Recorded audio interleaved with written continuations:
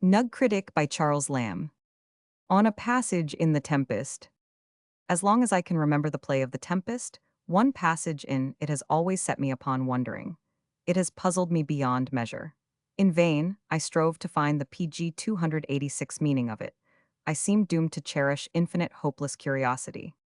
It is where Prospero, relating the banishment of Sycorax from Argier, adds, "How have I pondered over this when a boy? How have I longed for some authentic memoir of the witch to clear up the obscurity? Was the story extant in the chronicles of Algiers? Could I get at it by some fortunate introduction to the Algerine ambassador? Was a voyage thither practicable? The spectator, I knew, went to Grand Cairo, only to measure a pyramid. Was not the object of my quest of at least as much importance?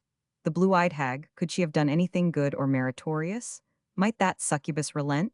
Then might there be hope for the devil." I have often admired since that none of the commentators have boggled at this passage, how they could swallow this camel, such a tantalizing piece of obscurity, such an abortion of an anecdote.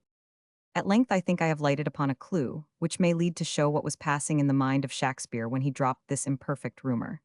In the Accurate Description of Africa by John Ogilby, Folio, 1670, page 230, I find written as follows. The marginal title to the narrative is, "In the last place, we will briefly give an account of the Emperor Charles V when he besieged this city, and of the great loss he suffered therein. This prince in the year 1541, having embarked upon the sea an army of 22,000 men aboard 18 galleys, and 100 tall ships, not counting the barks and shallops, and other small boats, in which he had engaged the principal of the Spanish and Italian nobility, with a good number of the knights of Malta, he was to land on the coast of Barbary, at a cape called Madafu. From this place unto the city of Algier, a flat shore or strand extends itself for about 4 leagues, the which is exceeding favorable to galleys. There he put ashore with his army, and in a few days caused a fortress to be built, which unto this day is called the Castle of the Emperor. In the meantime the city of Algier took the alarm, having in it at that time but 800 Turks, and 6,000 Moors, poor PG 287 spirited men, and unexercised in martial affairs.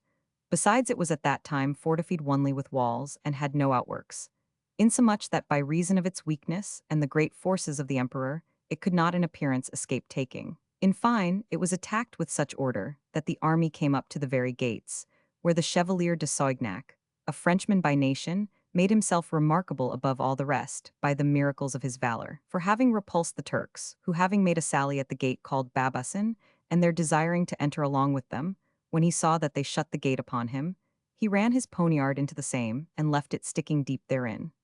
They next fell to battering the city by the force of cannon, which the assailants so weakened that in that great extremity the defendants lost their courage, and resolved to surrender. But as they were thus intending, there was a witch of the town, whom the history doth not name, which went to seek out a Sam Aga, that commanded within, and prayed him to make it good yet 9 days longer, with assurance that within that time he should infallibly see Algier delivered from that siege, and the whole army of the enemy dispersed, so that Christians should be as cheap as birds. In a word, the thing did happen in the manner as foretold. For upon the 21st day of October in the same year, there fell a continual rain upon the land, and so furious a storm at sea, that one might have seen ships hoisted into the clouds, and in one instant again precipitated into the bottom of the water. Insomuch that that same dreadful tempest was followed with the loss of 15 galleys and above 100 other vessels, which was the cause why the emperor, seeing his army wasted by the bad weather, pursued by famine, occasioned by wrack of his ships, in which was the greatest part of his victuals and ammunition, he was constrained to raise the siege, and set sail for Sicily, whither he retreated with the miserable reliques of his fleet. In the meantime that witch, being acknowledged the deliverer of Algier, was richly remunerated, and the credit of her charms authorized.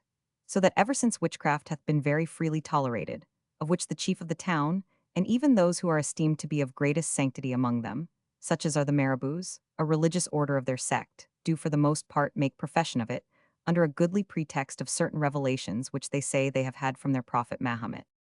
And hereupon those of Algier, to palliate the shame and the reproaches that are thrown upon them for making use of a witch in the danger of this siege, do say that the loss of the forces of Charles V was caused by a prayer of one of their marabouts, named Sidi Utica, which was at that time in great credit, not under the notion of a magician, but for a person of a holy life. Afterwards, in remembrance of their success, they have erected unto him a small mosque without the Babassin gate, where he is buried, and in which they keep sundry lamps burning in honor of him. Nay, they sometimes repair thither to make their sala, for a testimony of greater veneration.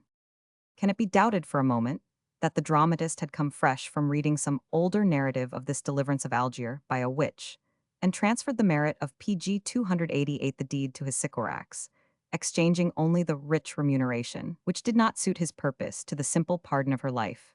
Ogilby wrote in 1670, but the authorities to which he refers for his account of Barbary are Johannes de Leo or Africanus, Louis Marmol, Diego de Hito, Johannes Gramme, Br. Cell, Curio, and Diego de Torres, names totally unknown to me, and to which I beg leave to refer the curious reader for his fuller satisfaction. Well,